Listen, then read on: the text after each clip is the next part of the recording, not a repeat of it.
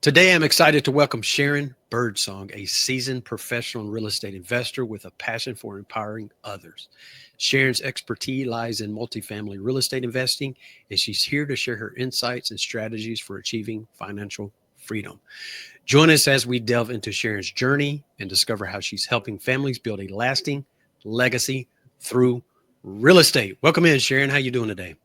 I am doing really great today, Scott, and I'm just very interested in your podcast concept, and so I think it's going to be super fun. I think it's going to be fun. So tell everybody where you're calling in from. Where are you located? I am in Denton, Texas, so it's 40 miles north of Dallas and 40 miles uh, south of Fort Worth. So Fort we're Worth. top of the Golden Triangle. That's what Denton has liked to call Call itself. itself. We're right in between, and it's a two-college town. Yeah. Two-college town. And of course, go Cowboys. I'm just going to say that right Well, here now. I will say, Scott, that Dan and I refer to us as legacy fans Uh-huh. because we've been around for a little bit, and so we remember the days of Roger Staubach. Yeah. Yeah. So, and that is how I have described myself, even touring Texas Stadium as a favor to one of my mentors who did it as part of his mastermind. That was kind of his gift to us. And I said, I'm a legacy fan, and you need to understand really what that means, because I kind of view Jerry and the Cowboys as a merchandising company now. That's so true. They have to look at their record, man. Look at their record. And look at the coach they just hired. Like, really, that's the coach that you hired? It's because it's somebody that Jerry could control. That's really what he's done to. He's the general manager, so you know. It's been a frustrating ride. I mean, we've had some highs with Jerry, right? I mean, we have. He brought, but the biggest mistake he did was not being able to get along with Jimmy Johnson. We would have won. I know. Yeah, we would have won more titles, right? So anyway, that's not what this show's about. But we maybe should have another show about it. We can talk that Cowboy talk, no matter where we're coming from.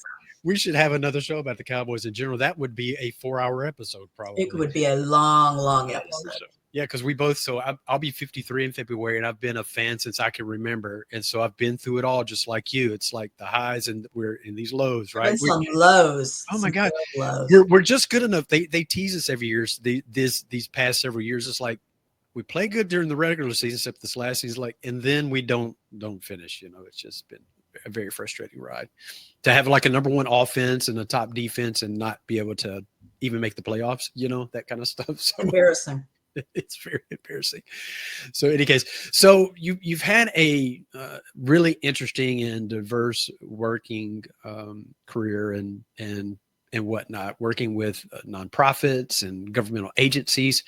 Tell the audience, how have these experiences shaped your approach to business and real estate investing? Well, one thing that it has done, it has allowed me to really interact well with a lot of people. And in business, you kind of have to switch gears a little bit differently than you have to working in a nonprofit or a not-for-profit, because anybody could be your donor. And I really learned that. And working for the child care group in Dallas, Texas, I have carried some skill sets into real estate investing. And that's some of the way I see my investors. I don't underestimate them. I just listen to what their journey is. And then I take some of my financial analyst cross skills from my corporate jobs and really kind of assess where they are. What is their baseline? And that's how I like to describe it. I was like, let's talk about where your baseline is. And because people are never embarrassed about what their baseline is, because it's their baseline. So you're listening to their unique situation and then kind of putting together a playbook for that particular person instead of trying to force them into something. That's great, because I know that I think you and I in our discovery call, I had a background in real estate, open brokerages here in Tennessee, and had rental properties and things like that. And many times clients will come and, you train new agents and stuff, and they try to force this particular way onto the client. I said, you got to listen to them and meet them where they are and understand what their goals are, because it's different than yours. They may only want to flip all the properties they find. They might not want a balance like you have, or they may want to have long-term things where they're just, paying the bills every month. They're looking for that long play. So you have to really listen to them and tailor make it and not force it. So that's probably obviously it's not probably, it is why you and your husband have become extremely successful in what you're doing and be able to mentor others through success. We have, and we really do that all the time, and others mentor us. So it's always a two-way street. Yeah. And right now I've got a book that I'm working on that is involving networking, and it's an entrepreneurial series. And what it's really going to be doing, it's really going to be sharing some of my concepts and kind of my action plans regarding how I operate in my network and how my network has changed over the years. Because a lot of people really say your network is your net worth, and it sounds very, very cliche. But then when you're in the nitty gritty of things, then those are the people that you call on, and they actually make opportunities happen for you. Absolutely. It is. I mean, I think many times cliche things that we hear them so many times, we forget to attach the real value behind it. There is so much truth in that statement that you said. It is very true. I mean, it goes back to what our mothers and our grandparents used to tell us when we were younger. It's like, you show me your 5 closest friends, I'll show that kind of thing. It's so accurate. It's so accurate. And if you're the strongest person in the group, you need to find another group, right? You don't always need to be the strongest person in there. Well, and you don't need to have all the skills, because there need to be other people who have skills. Compliment. Or you seek them out. That's it. I will say I have 2 mentors. One I've been on almost a decade journey with, and the other I've been on a 2-year journey with. Mm-hmm. But I am developing totally different skills by these two masterminds. And it's because of the emphasis of the 2 mentors. And then all of the network that they bring to me is so amazing. And then the people that they know, it's not just the people who are in those masterminds, it's the people who they are connected to. And it becomes a very, very large pool of people. And honestly, in my second mastermind, that's how I really gained some momentum, even talking to podcasters. Yeah, for sure. So kind of speaking of that, you've been a personal mentoring student of Brad Sumrock since 2015. Tell us about that. How has that, contributed to your success and all that? Well, it's contributed to my success so much, because I started out a single family rental investor. So I was a landlady. I had a portfolio, and I was connected to Brad by another coach in the Dallas-Fort Worth area who was a single family rental person. And Brad was really working harder at expanding the business that he started. He was still in a fledgling kind of mode regarding his multifamily mentoring. Mm-hmm. So he had an education business, and then he also had his own investments. And we really kind of grew with Brad. And I will say every step of the way, I've kind of embraced some things that Brad has embraced. Not all things, because we are 2 unique people. Sure. But I started out in his foundations, his beginning level student class. I moved up to personal mentoring. And then in 2019, I was in when he began a mastermind. I've been in his mastermind since 2019. Wow. And I still am. He's introduced me to Pat Quinn, who helped Dan and I craft not only 1, but 3 signature talks for our business. It's just all these different connections that Brad has brought to me, and he actually encouraged me to do some podcasts and be a guest. And now he's given me this moniker, even though there's other people in that group who have been on podcasts. He likes to call me the podcast queen. That's just his little motto for me in his mentoring group, in his mastermind group. And honestly, I freely share with members my speaker kit, headshots, anything that can help leverage them and save them time. Yeah. Moving into a place if they feel that they want to try something. And that's what I have suggested to people in both of my masterminds. I will say the newest mastermind embraces podcasting more readily. Yeah. Yeah. Than the more established mentoring, my mastermind.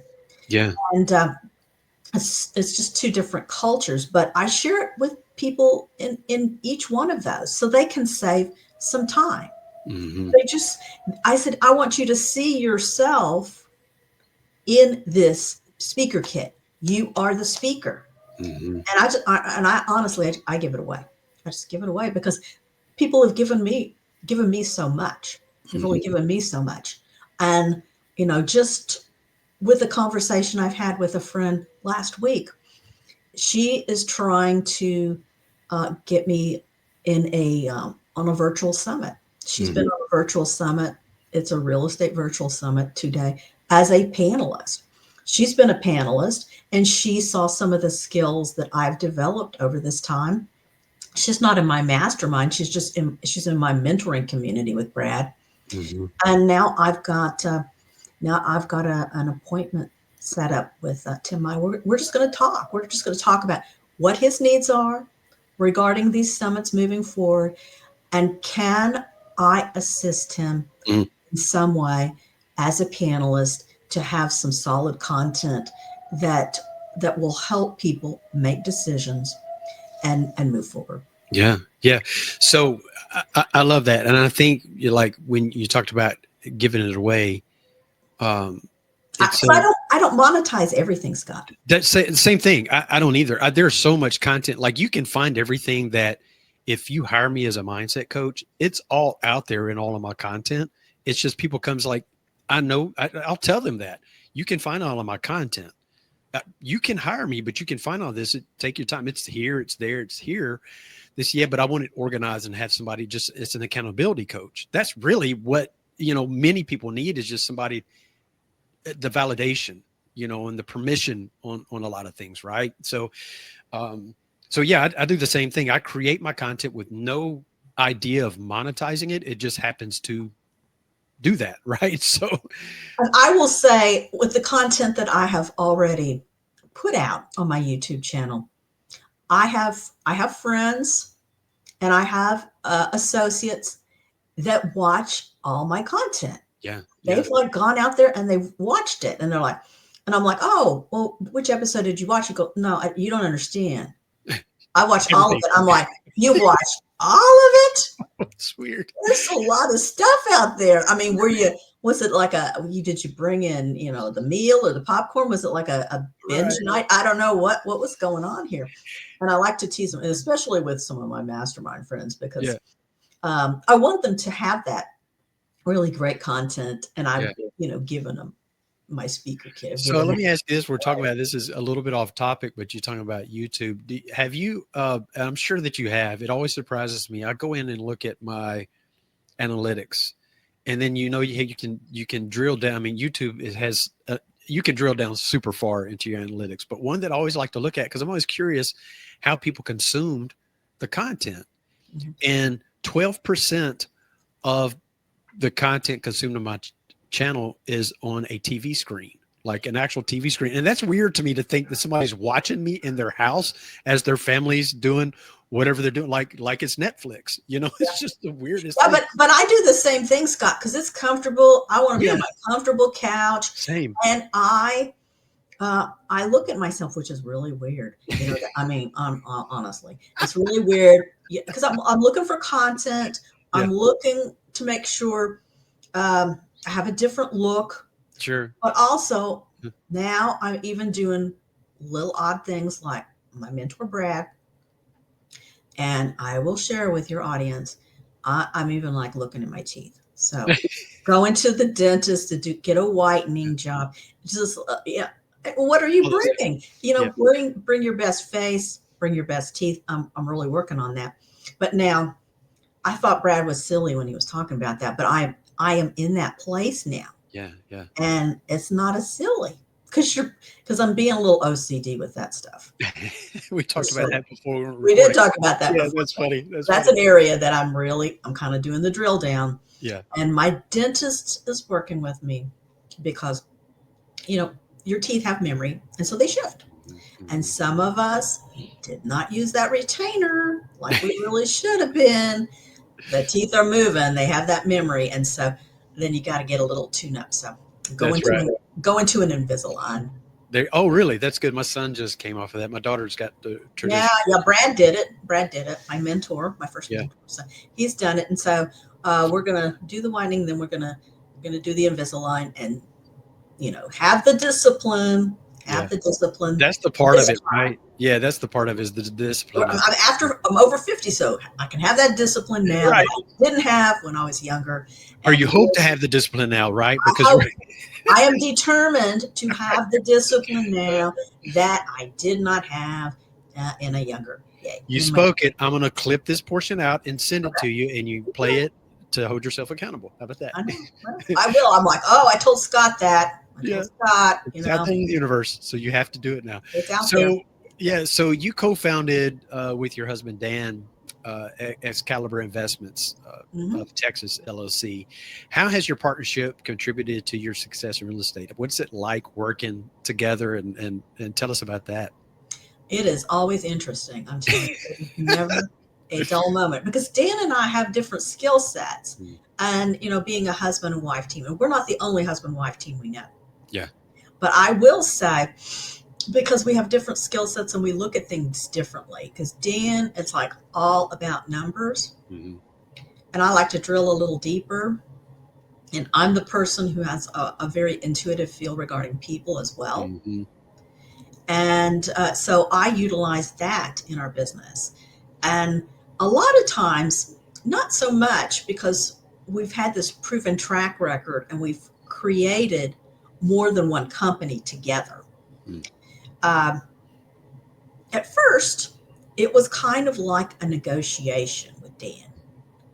But I could do that. I'd been a former analyst. Mm-hmm. So it's like, that's not a big deal for me. That's right up your alley. Yeah, that's right up your It's in alley. my wheelhouse, man. Okay, you need some numbers. Let's get these numbers. Let's drill down and Mm-hmm. present all the facts and all the numbers.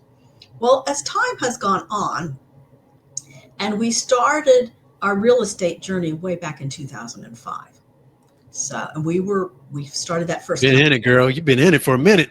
We've Yeah. been in it for some time, and so we've adjusted to how we kind of operate. And Mm-hmm. there is a certain amount of trust because of track record as well. Not just because you trust your spouse, but it is proven that there's been a longer arc of demonstrated performance. Mm. And he and I are always about performance, and we are about numbers because real estate is a very data-driven industry. Mm-hmm. And so we've got to go with the data. So over the time, our conversations are briefer. It's like, what do you think? And it's just like, this is what I think, boom. And it's not this whole explanation. There's always, it doesn't have to be. It doesn't. No, there doesn't have to be anymore because we've had those discussions earlier in our marriage and earlier in our business formations, in our business entities. So that doesn't mean we always agree, because we don't always agree. There are properties that both Dan and one of our other business partners has really wanted to move forward on. And I was the unpopular lady in the room pulling the plug because they would just drill down with numbers forever. Both of them come from the engineering world. Dan's in aerospace, Mariano, microelectronics. And it's like, The numbers aren't going to get better. My two Yeah. friends here, they're not going to get better. We have a $2 million gap. Are we going to overcome it And how do we do it? in the offer? Yeah. But can you tell me how we're going to overcome a $2 million gap in an offer? It's not happening. I had even asked my second mentor, Hunter Thompson, in one of his bi-monthly meetings. I said, is this something that can be overcome? He said, I don't see it. I said, I don't see it either. It's what I'm telling my other partners. I'm not seeing it. But they ended up trusting me even more after this event, because they found out that it wasn't a syndication that they were using or a group, which that's what a syndication is. It was preferred equity. Totally different business model, totally different payment structure for their investors. And also the general partner was acquiring both properties, and we didn't really want both properties in the offering. So it was just totally different, and it wasn't going to work. But see, we didn't know the rest of the story. But what I have found in real estate, especially if you are working in a certain market, sooner or later, you do know all the rest of the story. There's going to be a broker, there's going to be an investor. Somebody is going to tell you what's gone down in an acquisition, what's gone down in a capital call, what's gone down in a foreclosure, what's gone down in distribution pauses. You'll get the rest of the story sooner or later. If you're just be patient enough, and everything is always disclosed. Yeah, 100%. And the history is never going to disappear, particularly in a real estate type thing, like you said. And that's exactly what I was going to say before you said, is every disclosure, because of all the documentation, all the things that happen that must be done. It's going to come to the surface at some point in time. But there'll be somebody that's involved in these transactions too.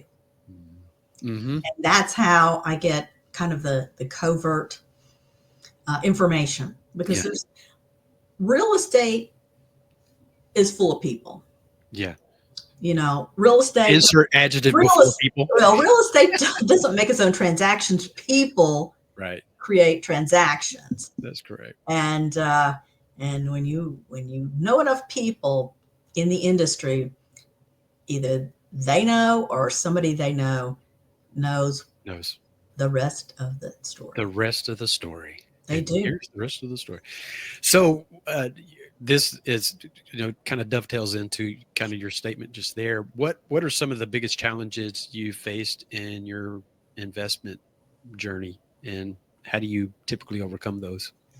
Well, I will say we had an earlier investment challenge, and that was in 2008. And you can really appreciate this because that's when we had the credit crunch. We've got another credit crunch actually right now. But that's when we ended up working with private lenders for a single family business.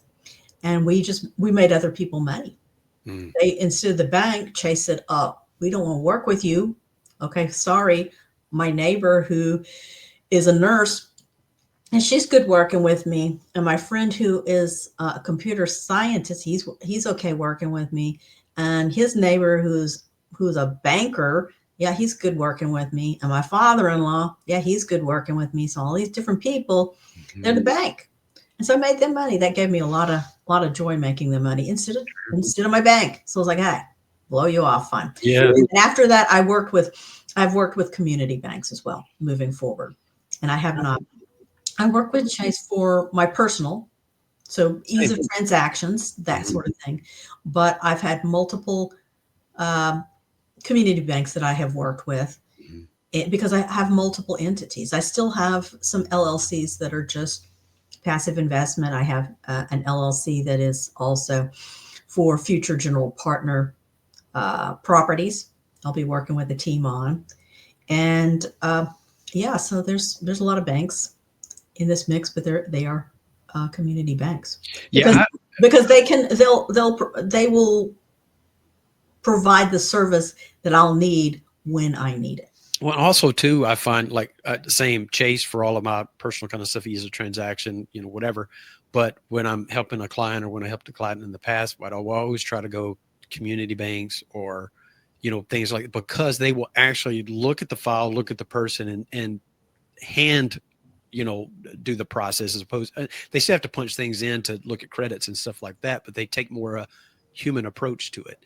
And so it may take sometimes a little bit longer, but it's so worth it because then they've built that relationship that they can then go back to for so many other things. They're like they have kids and car loans and all this kind of stuff. Oh yeah, they're very useful, and they're very integrated and embedded in a community. 100%. Yeah. So each one of these banks, they are very embedded in Texas, and they're kind of homegrown. And I will say, I either had a banker friend at church, another entrepreneur friend, or a real estate investor who introduced me to any one of these community banks that I now work with. So I had a referral going in. It wasn't just I picked one. Yeah. I had a referral and someone who banked with that community bank. Sure. That's really had because those community banks don't have the budgets like the Chases and the Wells Fargos and stuff. So they really get integrated into the community, and it's really built on referrals. Like I think about the local events that happen around here. There's a bank around the corner from me, Vol State, and the bank manager there, she's been there for years. And every event that happens, you see her there. So visibility. They are very, very visible. It's so huge. And I wouldn't be able to tell you who the local branch manager is for the Chase, Wells Fargo's and all, that stuff. And if I ever saw him out, I'd be shocked. Right. But everybody knows who she is. Everybody knows who she is. That's the difference. That's the difference in the approach, because with a large bank like Chase, they are really leveraging technology over humans. Yeah. And that's so the point, right, that we were talking community about. Banks understand that is their strength, and they are high touch versus low touch. Yeah. And that's, and so thinking about this, without even knowing all the history of your investing and stuff, other than the research and you and I talking in the discovery call, that's one of the reasons why you and your husband are so successful, because you take that community approach with your clients. Well, we are in a community, but we also understand that each and every investor is in another community, and we are homegrown. Dan and I are both third generation native Texans, so we feel like we're just almost really super rooted in the soil. Yeah, 100%. Because it's like 100 stories coming out of these two families, to be sure. Because I don't know, I think Texans kind of see themselves as larger than life. Yeah, you just kind of end up growing people in the family that end up becoming larger than life.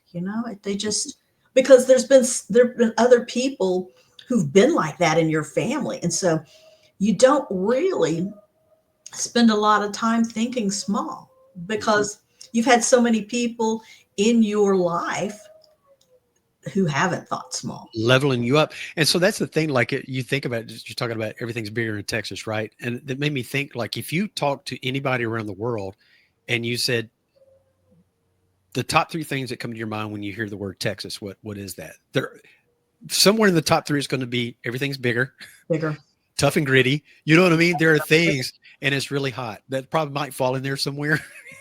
And it is so true. So true.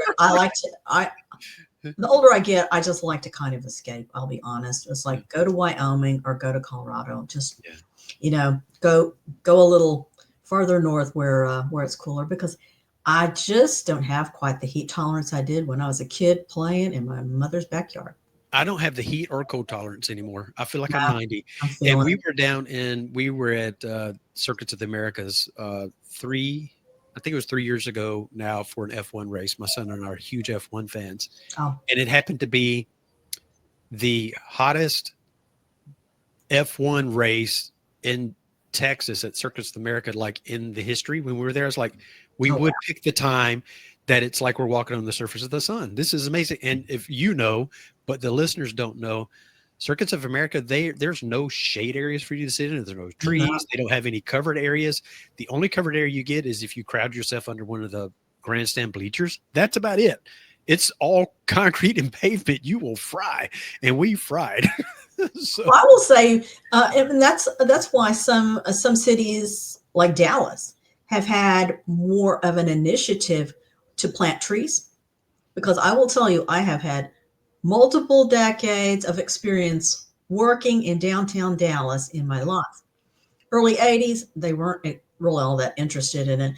And downtown Dallas was a heat generating place because you had all the concrete, you had yeah, all the glass, and then also a wind tunnel, a heat wind tunnel. And so there's been a huge initiative, which I've been very glad to see. And a lot more trees, a lot more grass. I mean, it makes Dallas more beautiful. And Fort Worth also embraces that carbon footprint, that plan. They're trying to soak up some of the carbon that's generated from yeah, people yeah, driving in or coming in. But it cools things down. yeah, for sure it does. And I have just boiled alive going down there, over like 3 different decades. Yeah, It's really gets super hot. it does get really hot, and because there's not really many hills or mountains and stuff It's, like that, the it's heat flat. just it will cut you in half. It'll just fry you, and you just get in. For me, I commuted early in the morning. That was my way to kind of dodge the heat of the day. But I've seen a lot of changes, certainly in Dallas and Fort Worth over my younger professional years Yeah, versus now. And I'm glad to see some of that on the real estate side. That's real estate improvement, it's beautification, but it also serves a very, very useful energy saving practice. So yeah, that's yeah, that's for really sure. that's really kind of the driver. For sure. So I'm interested. You have clients, right? And they come and they feel overwhelmed and potentially intimidated to get started in investing into multifamily, single family. What is some advice that you give someone that's kind of encountering that, feeling that? Well, first of all, as you and I talked about before, really kind of understanding their baseline. Hmm. So where are they coming from? What's their experience base? And also, if you've got some doubts and fears, what's kind of the root cause of that? Hmm. What's going on? Did your father-in-law's neighbor talk negatively about real estate? I And mean, was he successful, or is it? You know what I mean? It's like were they just trash talking real estate? right. I mean, you hear these stories. Hmm. I mean, I've heard this story from one of my spouse's best friends, and it was from his wife's father. Somebody in the family line did not have the outcome that they Hmm. expected, and so you don't go down that path ever again, even though real estate has created so much wealth, Hmm. even for the the football player who is the wealthiest football player retired, Roger Staubach. Just saying it. The Hmm. numbers prove me right. Right. They do. I mean, all this wealth generated, but you want to cut it off because it's easier to listen to a naysayer than to do the homework. And That's some it. people don't want to get laughed at. Hmm. I will tell you, I've had people just laugh at me so much. I mean, I had relatives, not so much my dad. It was so funny because both the dads were kind of on board with real estate, but my mom, my mother-in-law, my sister-in-laws, not so much my brothers. My brothers were good with real estate, but even my younger sister, Hmm. all these naysayers. Well, guess what? When we ended up pivoting to multifamily investment, a lot of snide comments and laughter stopped. Hmm. And that was in 2015. But we've been doing it for 10 years. But I even had a brother in law he's a big Aggie, and he was like, okay, We won't mom, hold that against him, right? I will. Yeah, we don't in Texas, because I have so many friends and family who are who are Aggies. However, he misspoke on this one, on the real estate thing, because he he said, I would never be uh, a landlord. I just hate tenants and toilets. Mm. And even when I was, self-managing single family, I had plumbers, I had You, well, contractors, that's the thing. I had my wonderful handymen who save you so much money, because Uh, if they're the ones who'll tell you, well, you can't dodge it, you got to call the electrician. You yeah, can't dodge it, you got to call the plumber. right. I mean, they would fix whatever they could, and they were But really skilled guys. In fact, one of them had a childhood friend who was a builder, and he would call him up if something just really intrigued him and he could not find a way to fix it. He'd call his childhood friend who's a builder, um, up in Indiana. mm-hmm. And these two guys put their heads together and figured out. And it gave us so much credibility because we had this wonderful handyman who would go to all lengths for our tenants, Mm-hmm. fixing things or just kind treatment. They were like the best, the best. And so they're like, man, did a great job finding them. And I'm like, I was referred to them. I was really fortunate.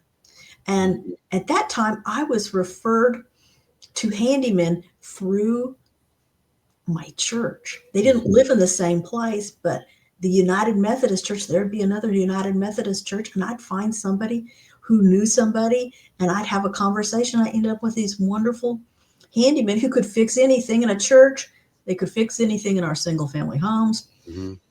Tenants loved them. They saved me so much money.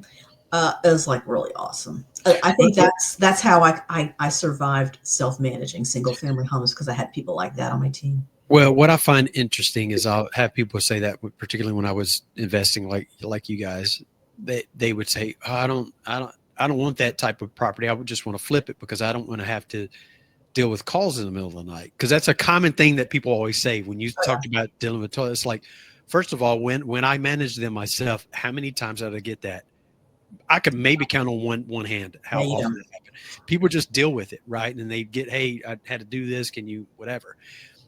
Then you transition to you hire a property manager. If you have several properties, just hire a property manager to do it. And then third, like you said, I particularly had a group of people that were on my team. Hey, if this kind of thing occurs, you're the emergency contact for the middle of the night for X. Cool. That's what I've got you on Yeah, retainer. they knew the drill. They But do the drill. also, I will say that the way I ended up self-managing our portfolio is because I ended up deciding that I could really fill houses faster than my property manager, 100%. who was Yeah, a realtor. He didn't have the personal investment in it. that's right. He did not see an empty house as money out of his pocket like I did, That's right. and I could really turn a house faster than this man could. And I proved that over a long period of time, from 2005 to 2019, when we sold our last single family home. Hmm. That's I could do it faster. Yeah, 100%. I was going to say the main reason is because there's no interest in it for them. It's not theirs. So No, and I had a general contractor team too. So I had the team. We just had to uh, implement the team. that's it. Okay, it's kind of like football. We all love football, so it's kind of like bringing offense or defense onto a field. Yeah. That's what it was like in my single family business. Yeah. I agree. I agree. I mean, it's crucial. I mean, you find that team. It took me a while to vet my handyman and all that kind of stuff, but I found a team here. You'll like this. So the team that I hired, they were general contractors, but they had a handyman portion of their team. They also did mold remediation, fire mitigation. They did all that kind of stuff. Wow, that's heavy duty. And yeah, and so it took me a while, but they would do projects from the homes that I would sell for clients that were 200,000 all the way up to $5 million homes. They could do anything. They were very, very good. But it's owned and ran by a woman named Rusty. And so that was the neat thing too, a general contractor named Rusty. So what would happen is I'd have one of my clients say, "Hey, do you have somebody?" "Absolutely. I've got somebody to come out and help." I said, "I'll give them a call. They'll be in touch." So she'd have somebody in the office call and set it up. Rusty would, and they'd show up because the name Rusty. And then you think GC, you think it's going to be a man. She'd show up. You'd be like, "Hey, I'm Rusty." They're like, "That's surprising." And almost always, 9 times out of 10, she'd get the job because of that. Like they'd be so surprised and shocked, like, "Y'all do this kind of great work." She goes, "Yeah, that's us." And so it Well, was it's great. kind of funny because, Scott, I too got the kind of the shock value quite a lot in single family, but also in multifamily. Yeah. And I still get it with brokers because I tour the properties. And I tour that with one of our partners who's the microelectronic engineer. So he's taking all the pictures. And so here we go in there. I'm a woman. I'm a third generation Texan. I'm the one who's talking to people. He's taking all the pictures, kind of doing that usual, engineer kind of thing, checking everything out. And he's Italian.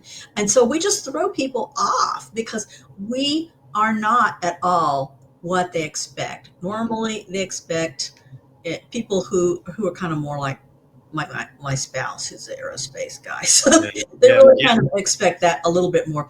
But we use that to our advantage. And then what we have found is it kind of opens up brokers. Once they get over the shock value, it kind of opens them up a little more, and they end up telling us a whole lot more stuff. So either the brokers do, or the leasing agents do, or somebody does, because honestly, they see me as the friendly woman face. So they just tell me all kinds of, I have friends, they just tell me life stories that I don't really need to hear. But, and it's similar.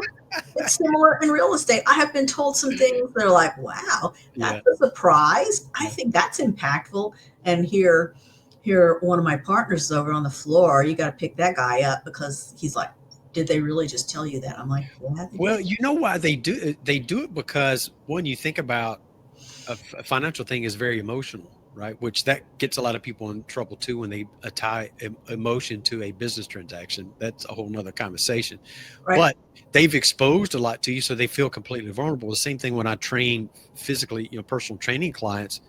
Man, you get their whole like after the first session, like they're like, "Okay, this is my dude. I'm going to use him for therapy as well." Good Lord, girl. It's like, it's like, please stop. Yeah. Am I the only person you've ever told? Because it sure did feel like I'm the first person you shared that with. Yeah. I get that a lot. And I think that kind of rolls on over into real estate as well. Absolutely does. However, we utilize that as kind of covert intelligence and a secret weapon, and we leverage that. And in just because it kind of makes my brain spin a little bit, the guys are not really it's like, that was great. And I'm like over here, sitting in the chair all exhausted because these people have shared way too much. But you got to use what you got to use. So this real estate thing that we're talking, everything that you've been involved in here with real estate for all of these years, what has been some of the most rewarding aspects of this whole journey? Well, some of the most rewarding aspects has really been seeing the expansion. Okay, you went from single family. We had to pivot because we needed more expansion. We needed more doors to get us to bigger numbers. And that's kind of what happened. And then, working with Brad, we've invested in 18 multifamily properties. That's great. Gone full cycle on about half of that portfolio. I've got another property that is in Columbus, Ohio, that's going to be, selling this year. So we've seen the gain. We've seen bonus depreciation, which is awesome. And we've seen tax advantages, and we've seen appreciation for these properties. So all of that has been super rewarding. And now what we've been embarking upon is just sharpening the saw of skill sets Dan and I already have, regarding capital raising. Mhm. Because I will tell you, Scott, and you already know this, all those successive interest rate hikes really did a number on Mhm. real estate. Mhm. Debt has gone from, being relatively inexpensive to being very expensive. Mhm. And we have seen some investors who have put themselves in a rather precarious place, either with bridge debt, so it's all variable rate, or they were not really tight enough on their asset management practices, Mhm. or a combination of the two. So we've seen a lot of things that we did not see in 2015 and that we have continued to see since post-COVID. Mhm. And every year it's been something different cropping up. And I will say, oh, well, that's very interesting. I've seen that in another property. And, these investors are making this offering and they're wanting to also take the tax abatement that I've seen over here. So Mhm. there's I'm always learning a lot through my own property and through my own investing. And then I'm also looking to see if all of these things align to a successful exit, Mm. Mm. or is the exit is the profit on the exit going to be squeezed? Mm. And that is always in my mind, and I am always very, very studious regarding the monthly reports. Mhm. I always read those. I read them, and if the occupancy is not in a zone that I really would like to see after a 2-year time period, I'm sending a text Mhm. to the sponsor. I mean, it's like they should expect it already because they put the numbers out and it's like, we really should be at least at 90% Mhm. occupancy at midpoint, 2 years into a 5-year business model. Yeah. Mhm. Mhm. So Mhm. they're gonna get the call. There you go. They get the call whether they like it or not. And I'm also one of those investors who really pushes for uh, on-site meetings Yeah, with them, that's huge. It's key. webinars, and property tours. I've got Yeah. some property tours, but I will tell you, I have general partners who have been resistant in webinars and also in on-site property meetings and tours. And there has been a certain resistance to bi-directional communication with their investors Mm. Mhm. because they have not hit their targets. Mhm. But when you have not hit your targets, you should be communicating more in a bi-directional fashion. Yeah. That's that's what I preach. I mean, Yeah. that's what I live, and I do create a certain amount of angst for some of my sponsors, and I know I do. Yeah. I'm not doing that to be a spiteful kind of person, but it's all data driven. It's all data driven.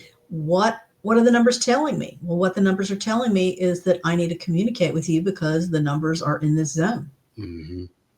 I'm very serious about KPIs. I'm very serious about financials. Well, that's how you are successful. You can't. You know. What I want to communicate too is that I had cross skills that I could use over into this other quadrant, into Mhm. the real estate world and the real estate companies. Mhm. And many investors have those cross skills. They just haven't made the jump yet. Mhm. And that is the message that I like to preach too, is you've got cross skills that you can utilize in a business, and certainly in a real estate business. And you can do it. Some people, oh, I'm not good with numbers. Well, are you good talking to people? Are you good Yeah. doing, Yeah. are you good staging? Are you, and I will say I have also annoyed some female friends by asking those kind of questions, Mhm. because I still have, even though I was like a math nerd, I'll be honest, I still have friends who want to take the position that because they're female, they they let themselves take the easy out and say, I am not good in math. I Mhm. still hear that to this day. Mhm. And every time I hear it, it's like, fingernails on a chalkboard for me. Mhm. And that's the kind of reaction I get, because Yeah, sure. don't give yourself don't give yourself permission to be less than you can be, Yeah, because you really can learn most things. You really can. don't. They're hard. Sometimes they're hard. And, I wasn't super fond of statistics when I was working on my MBA, but I did hire a tutor. Mhm. Dean and I agreed I'd hire a tutor. The tutor made me work harder than the professor. I learned more material than I ever did with the professor too, because she was having me work all these problems on top of it. I'd seen the problems by the time I got to the test. So, you just have to allow your brain to be open to learn some things, and have some people who are going to help you not only be accountable, but also help you to gain confidence and to gain skill set. Yeah, the self-limiting beliefs are things They're that, big. well, They're big. yeah, a lot of things are that people take on because that's the world it has told them they're supposed to be like, and that, Yep. Don't totally stay in the box. don't stay in a box, man. It's not. Yeah, it's not. So, kind of switch gears here from the real estate thing. I'm really curious. In our discovery call, we talked about uh, some personal stuff with you, and I'm really curious about your plan for your mother-daughter trip to Greece. Talk about share with the audience what inspired this adventure and how you're preparing for that trip. Well, both she and I have some roles that we're taking, and I'm working with a nutritionist and fitness coach. Mhm. And I will be honest with you and your viewers, I'm a little bit behind on my milestones.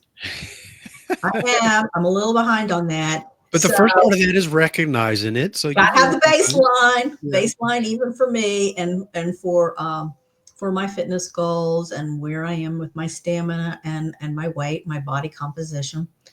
But you've just got to really drill down and see what's going to happen. But I have had a real estate investor friend who has chided me that we have not set a date.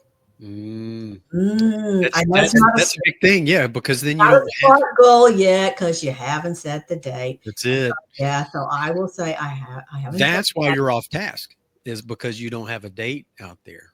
Well, and this is what he has told me. He told me stop the whining, Yeah. and Just get do. the date firm. And so uh my daughter and I, we have to come up with a date with Mhm. our busy schedules. But she's way So here's the thing. she's So here's actually got she's actually running a marathon. So she's uh, going to do like a 10 mile yeah. in DC. So she's ahead of mom, and she doesn't want mom dragging her down. I mean, she's already made this declaration, and this is why, I'm working with Andre Shook and really getting my body in that place for. It's not just weight loss, it's really getting the nutrients in the right place and the stamina. There are a lot of steps and a lot of hills in Greece, Mhm. and I have to tackle them. As an over 50 woman, I got to tackle this stuff, Yeah. because my daughter's 28, and there's not going to be any, oh mom, you just Well, rest a little. and we can't use that as an excuse. So I have clients that will say, "Well, I'm 50 and my son's like, I outwork my son. He's 22. I'll be 53 next month." So, Right? You can and do it. I'm a super hard worker, but I will say I am not in the same quadrant that she is regarding stamina and Yeah. fitness and that. So see, I have to assess. Yeah. I've got a But person who is assessing that, and we have to. I've gotten a little off track, so Andre is going to help me get back on track, and we're going to move forward. And then I am also going to, I'm going to have to add some gym time. I'm just going to have yeah, to add some you gym got to time schedule it. So for the stamina. you If you have to don't do it, schedule it just like you do anything else. I tell my clients, like, you can tell me right now when your next doctor's appointment is, but you can't tell me the next time you have a gym session scheduled on your calendar. If you're not religious about it, like I go every day. If you're not religious about it and you just know that's part of your morning, you have to schedule it, and you don't let anything outside of a true emergency interfere with it, because guess what? You will allow something to Right. interfere with it. So what you have to do for you and your daughter's trip to make sure that it's going to happen, It but will. to be able to force yourself or motivate you to set the date to go, you have to set the date of when that has to be done by. So we can't let go any further than January 2026 before we set the date. Whether that's we set it 4 years from now, whatever that is, that's our end date to get the date set. So Right. that will motivate you to get the date set in. That's So true. Very yes. true. So why Greece? What was it about Greece? Why there? When did you guys make this commitment to each other to say, hey, this is something we're going to do? Talk about that. We did it like a couple of years ago. We Yeah. kicked this idea around, and I had gone to this fitness and health resort as part of my mastermind with Brad Sumrock. And that's how I met Andrew Shook. And both Nora and I are very ancient world history nerds. Mm.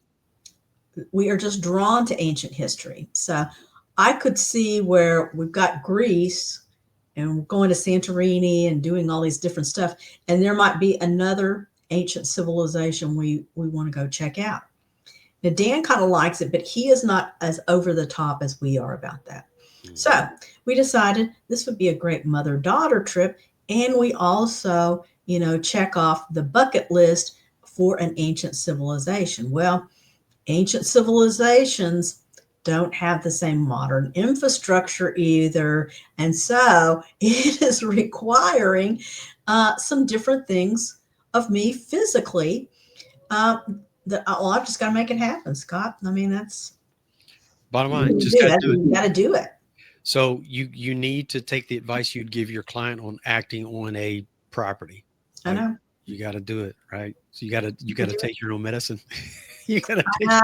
It's a bitter pill to maybe a swallow. little bit bitter, but yeah, maybe a Well, little see, and what Andre has told me is like, we're just circling back. He is really very gentle and Yeah. got all these great credentials. I mean, he's like alphabet soup behind his name. Mm-hmm. But then, because this is it's a challenge. Sure. We've gone a little off course. It's kind of like a ship. You've blown off course. And now we've got to, right our navigation and get back on it. So I'm going to tell you, this is funny. So one of a guy I interviewed, he's in Australia. His name is Graham, and he has a resort. He started the first kind of health resort in Melbourne, Australia. He's 77, a great guy, amazing guy. But so he coaches clients, right? He's a personal trainer and nutritionist, and he and I are both plant-based. That's what drew us together for me to interview him and us become friends over the years. He had this client that came to him and said, Graham, I am interested in, losing weight for an upcoming trip that I'm going on. He said, we're going to be some mountain journey thing somewhere in Australia. I can't even remember the name of the mountain. Mm-hmm. And so he got him ready, got him fit, cardiovascularly, everything. And he did ask him, because one of the questions I always ask my clients are like, when they come to me, for example, they'll say, hey, I want a 6-pack abs. Okay, tell me why. Are you competing? What is your motivation for it? And so we're trying to get to the core so we can always focus back in on that motivating factor that motivated them. The guy was straight honest. He said, it's not even really about me. He said, there's a girl that's going on this trip that I want to be able to keep up with her and basically impress her. And so okay. And this guy's like 54, right? This is the woman that he had, gained interest in. So anyway, took the trip, called Graham while he was there. How'd it go? He said, man, I was able to ascend the mountain with everybody. I was ahead of even the younger people. I felt great. He goes, but I come to find out she has no interest in me whatsoever. So I did all this for nothing. So he goes, well, you didn't do it for nothing. Look and think about how you feel. So he got back. The trip was over. He got back home, and a week or so later, Graham had heard from him, the weekly kind of check-in, and he finally called. He goes, man, where have you been? He goes, well, I off course. He said, I fell off course. He goes, I got back, and I was tired and really hungry, and whatever. But I was also a little bit defeated because she wasn't into me. He said, so I ate cheesecake. And so he goes, well, don't beat yourself up. We all fall off just tomorrow, start again. He said, one piece of cheesecake's not going to hurt you. He goes, no, Graham, you don't understand. I ate the whole damn cheesecake. And so No, no, don't let somebody do that to you, man. Don't let somebody do that to you. I'm like, God, yeah. I'm like, how many calories like is in one slice, right? I'm like, good God, I would have been sick. But how funny is that, right? He ate the whole cheesecake. He ate the whole. Well, I will tell you, So, even in real estate, that's inspiration for you. You're not that far off. I'm not that far. I'm not eating any cheesecake. But we'll just get back on that. We'll get right back in. But what I said is like, you didn't fall that far off course. You didn't eat a whole damn cheesecake, right? So, yeah, it makes me feel better because I certainly haven't done that. It's been little things taking off course, and probably one of the bigger things has been not enough movement. Honestly, Scott. Yeah. Moving the body, being you don't even have to be in a major calorie deficit to see the changes. 250 calories a day, less than what you typically eat, but just having intentionality of moving the body, and you don't even have to be over crazy about moving the body. So a lot of times people over 50 actually overtrain cardio. Strength training is more important than cardio and helping burn fat. Talked about that, and so is Andre. So they're really moving the muscle groups, but he's had me work with my fitness plan. I got to get regular about logging stuff in that, and then utilizing my bistro. So because I'm really busy with real estate, then I can get the nutrient rich meals prepared, and they're easy, and then I switch them out, and they're in my freezer. Yeah, and then makes it easier when you meal prep. So he's the one who clued me in on that because I'll tell you, I'll give you another tip too. Your trainer sounds phenomenal, but I'll give you another tip, and I'm gonna hold you accountable. I'm gonna message you on occasion. How you doing? So you're gonna have two people coming at you. Oh no, okay. But because that's my passion, that's my thing, right? And so I'll give you another thing too. Is like when you go out to eat. One things I tell my clients is because your portion sizes are always super large, right? First, start after you order a drink, try to drink 12 to 14 ounces of water, because most of the time we're not really hungry. We're actually thirsty. It's our body sending a signal to get something on board. But number two is when you place your order, say, okay, bring me half of it now, pack up the other half that I can take home. Because you put it in front of you, eat it. Actually, Dan and I split meals because we're both over 50. So we'll make sure we have a salad, and if there's a pasta dish, we split that. That's beautiful. We like chicken, so we do that at our favorite place, and then we feel good about the atmosphere. We feel good about ourselves, and they even split in the kitchen, so we don't even have to split it. So it's real easy. So that's the easy part, and I will say, just with this weather going back and forth here in Texas, I don't know. I think I have not been as motivated as I could be in the movement department because I've been kind of chilly. But my body has it's got to do a reset. It's got to do a reset on the energetic level. Yeah, for sure. Well, cool. That's really cool to hear. I'm happy for you. I hope you guys get that set soon, and I'd be interested to hear how it goes. So, we're at the portion where we do rapid fire questions. All right. Oh, rapid fire. You got to get strapped in.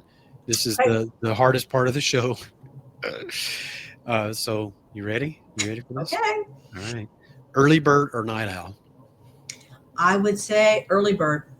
Favorite way to unwind after a long day? Favorite way to wind. I like to watch something that's mindless on YouTube. Yeah. And usually about shipwrecks. That's interesting. It's crazy. I know, but that's what I like. That's it. I find design. It'll tell you a lot of stuff like that. What'd you say? Say that again. Ocean liner designs. Oh yeah, they got. He'll tell you all that kind of stuff. I find out more about and the stuff that sinks. I find out more about guests in the rapid fire segment than doing the whole hour before this. Yeah, I know. You're going to remember this weird thing. Yeah. What's one thing you're grateful for today? The thing that I'm grateful for today is being on this podcast with you. I'm really Oh, look at that. glad. See, that's so nice. I'm glad you got my payment on Venmo before you said that. Books or movies? Uh, Books are always better. What's your favorite book?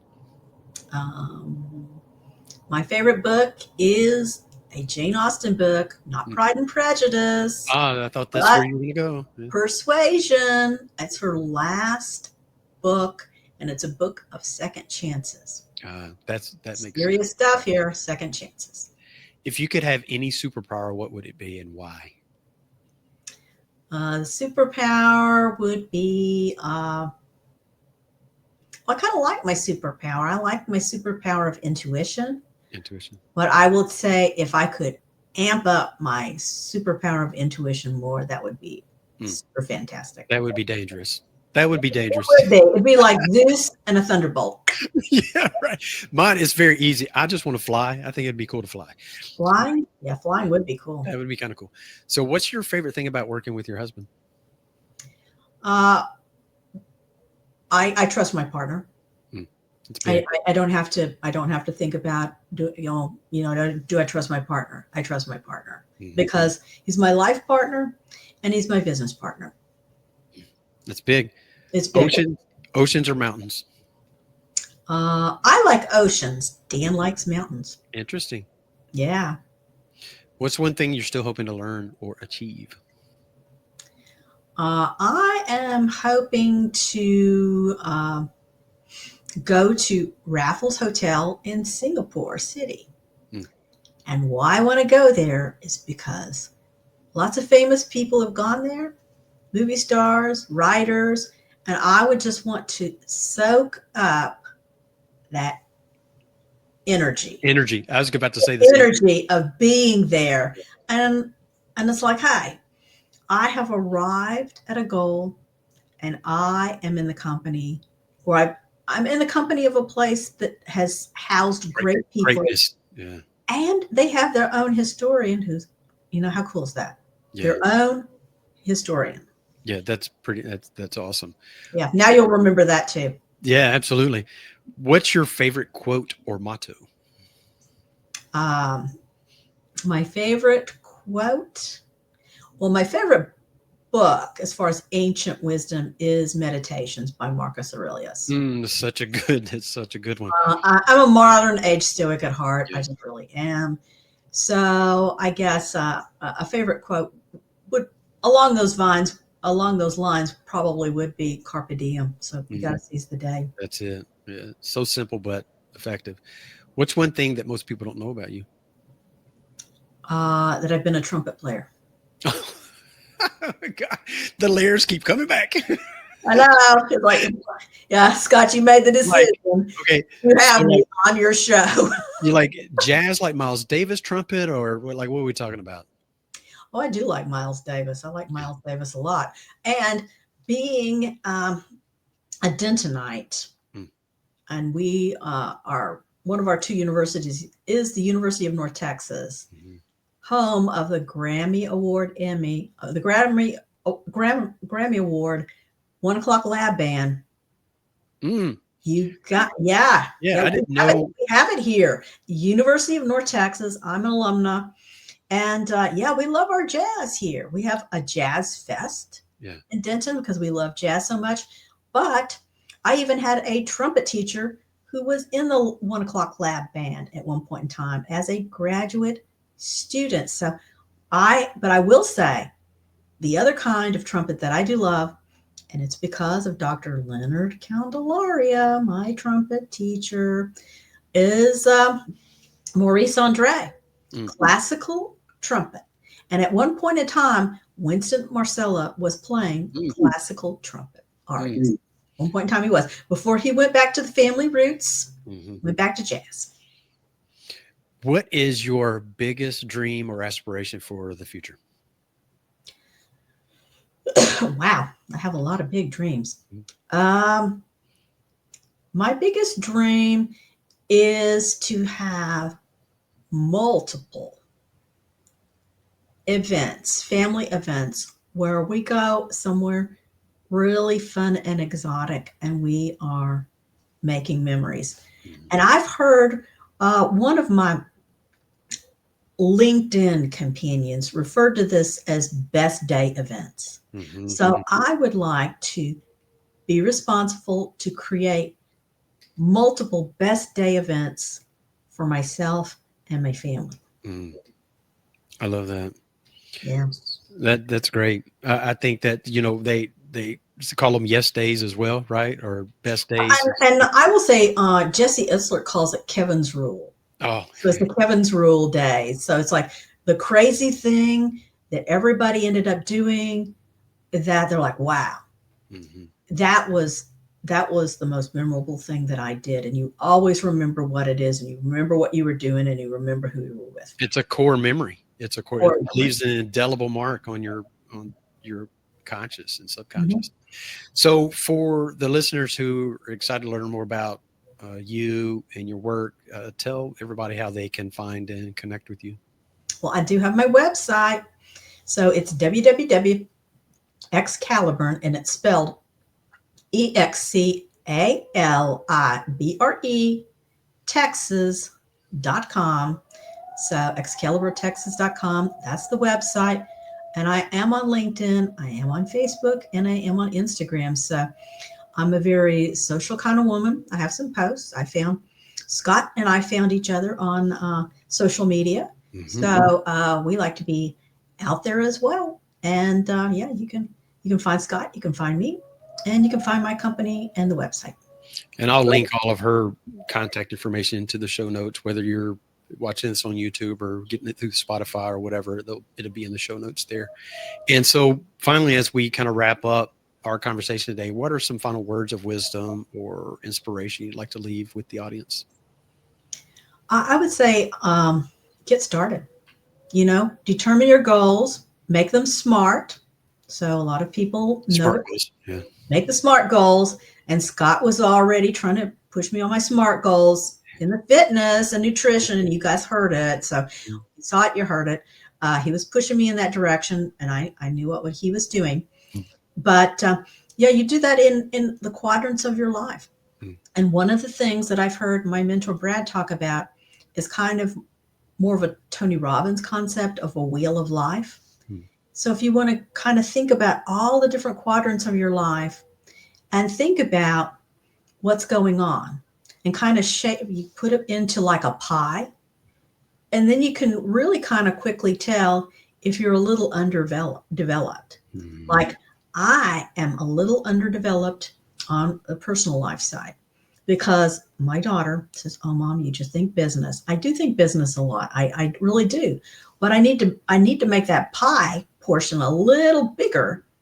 And if I want to give everybody all these best day memories, then I need to enlarge that portion of the pie, of the whole pie of my life. Mhm. And I like it because it's a very quick visual, and you can kind of quickly tell if you're not putting enough work in that little quadrant of your life. Mhm. I agree. And typically it's the last word of the guest, but you inspired me to see it was inspirational. It made me think about um, this kind of puts things in perspective, particularly as it's for anybody's age, but particularly when you get older. And if your parents are alive, this is one way to kind of connect to this even more deeply rooted is you think about this, the average age of a person in the United States, whether male or female, is 77.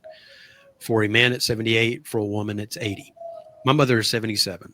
So that means that uh, based on the CDC and statistics, there's 3 more years with her. Okay. Now think about this for a minute. You really don't have years. You have the moments that you're with them. So Mhm. if you're somebody that lives across country that only sees your parents or the person that you love the most twice a year, you have 6 more moments. And how long are those moments that you are with them? Maybe a few hours. So then you boil that down as I maybe have 12 more solid hours with this person. That helps me to think about that daily. It seems like a very grim kind of thing, but it really keeps because I can get into work because my studio is in the basement. Like nobody bothers me because I get in a zone and I have a recording on sign outside the office, outside the studio. I could work nonstop but I have to remind myself to broaden my pie, as you said. So what you said inspired me. That's one of the ways that I inspire myself to make sure that I'm making that time, because And it's so, my mom is 87. mm, So, we have those moments. yeah. And I call her, she actually lives in Denton. Mhm. But we were at my aunt's funeral. And we were there together. And just as being together with her, she's still with us. And we were kind of a unified front for all of our cousins. And we have a lot of cousins on that side of the family. But, you have to think of them in little moments. It doesn't have to be grand, it doesn't have to be big. But I will tell you a quick story that I heard from Jesse Eitzberg. And it was about his mom. Okay, well, his mom was bugging him different time periods of her life to take the kids and go to London. Mhm. And she did that like when she was in her 50s, and he was busy launching a business. And then, in her 60s, and then in her 70s, and then she hit 80.